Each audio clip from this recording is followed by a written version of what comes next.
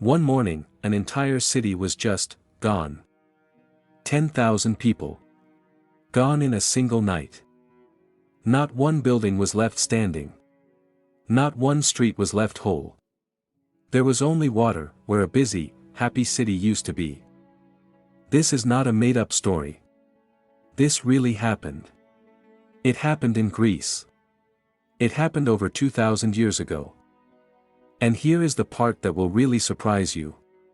Some historians think this true story is where the famous legend of Atlantis came from. That is right. The most famous lost city in human history might not be a made-up story at all. It might be based on something that really happened. So let us go back to the beginning, and find out exactly what happened. There was a city called Helike. It was right next to the sea, on the coast of Greece. It was not a small city, and it was not a poor city. It was rich. It was powerful. It had huge stone temples that reached toward the sky. It had busy, noisy markets full of traders selling bronze tools, pottery, and fresh fish. It had thousands of families living totally normal, everyday lives. Fishermen went out to sea at sunrise. Children ran through the streets. Workers built homes that they believed would last forever. Helike also had one very special temple. It belonged to Poseidon, the god of the sea and earthquakes. To the people of Helike, this was not just any building. It was sacred. It was untouchable. It was a place so holy that anyone who reached it was supposed to be completely safe, no matter what kind of trouble they were in. But right before disaster struck, something terrible happened at that very temple. A group of people from a nearby town ran to Helike, asking for protection. They ran straight to the sacred temple, because they believed holy ground would keep them safe. That was the rule. That was the promise. Nobody was allowed to be harmed there. But the people of Helike broke that rule anyway. They hurt those people, right there, on the one piece of ground that was supposed to be untouchable. To the people of Helike, this may have felt like nothing more than solving a problem. Something they would deal with and then forget about. They did not know what was coming. Just 5 days later, strange things began happening across the city. First, the wells ran dry. Water that families had used for many years suddenly disappeared, with no warning and no explanation. Then something even stranger happened. The animals began acting differently. Mice. Snakes. Insects. All of them began leaving their homes in the fields. But here is the strange part. They were not running around in panic, the way you might expect. They were calmly walking. All of them. In the exact same direction. Straight toward the hills, away from the city. Nobody in Helike understood what this meant. How could they?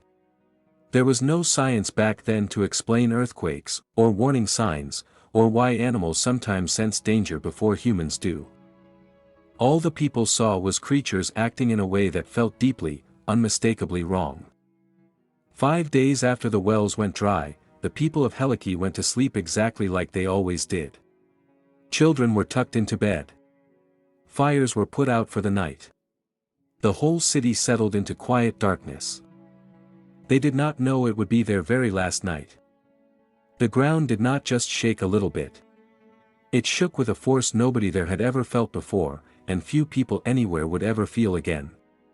Buildings that had stood strong for 100 years cracked apart in seconds. Stone columns snapped. Walls fell down into the streets.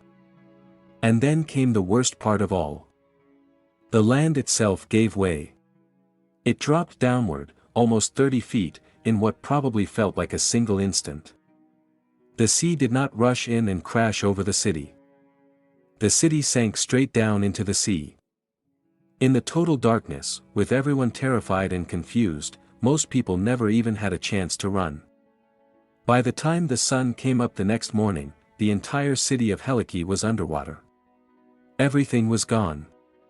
The homes, the temples, the markets, and the streets that people had walked their whole lives had all disappeared. It had all been swallowed whole, in a single night. Almost nobody survived to explain exactly what had happened. For many years afterward, sailors who passed through that part of the sea told the same eerie story. They said that if you looked down into the clear water, you could still see a giant bronze statue of Poseidon, standing straight up on the sea floor, holding his weapon high, exactly where his temple used to stand. Fishermen swore that their nets kept getting caught on it, again and again, almost as if the god himself refused to let the city be forgotten. The story of Helike did not disappear along with the city. It spread across the entire ancient world. People told the story as a warning. It was proof that even the strongest, richest cities could vanish overnight if the gods willed it. Years later, a famous thinker named Plato wrote about a magnificent, powerful civilization that vanished in a single day and night, swallowed completely by the sea. Many historians today believe that Plato was not simply making up that story out of nowhere. They believe he was writing about Helike. For over 2,000 years, that is exactly where the mystery stayed frozen in time. Divers spent many years searching the sea near the coast of Greece. They were convinced that the lost city was still down there somewhere, hidden beneath the waves. They searched and searched. And they found almost nothing. No streets. No walls. No real answers. Then, in the year 2001, everything changed. Archaeologists finally uncovered the truth. And it turned out to be even stranger than anyone had expected. Helike was not under the sea at all. It was buried on land. It was hidden just a few meters beneath a river delta, slowly covered over 2,000 years by mud and dirt carried in by a nearby river. The entire lost city had been sitting there the whole time, just below people's feet, hiding in plain sight while everyone searched the ocean in the completely wrong direction. Today, archaeologists are still carefully digging it up, piece by piece. They have found ancient bronze coins. They have found broken pottery. They have found everyday tools that ordinary people once held in their hands. It is like an entire civilization was frozen in time, in the exact moment it disappeared, over 2,000 years ago. Just stop and think about that for a moment. On one ordinary night, people were living completely normal lives. They were cooking dinner. They were telling stories by candlelight. They were putting their children to bed, just like any other night.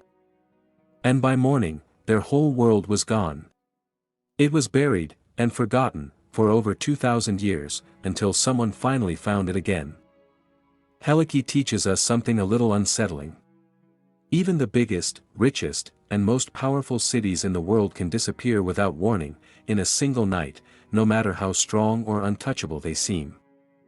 And maybe that means something even bigger. Maybe some of the wildest, most unbelievable stories we have ever been told, stories about lost cities and sunken kingdoms swallowed by the sea, are not just stories after all. Maybe they are memories. Real places. Real people. One real night that changed absolutely everything. So the next time somebody tells you that Atlantis is nothing but a legend, you might want to tell them about Helike. It is the real city that disappeared into the sea, and waited over 2,000 years to be found again. If this story surprised you, please subscribe, because the next lost city we uncover might be even harder to believe than this one.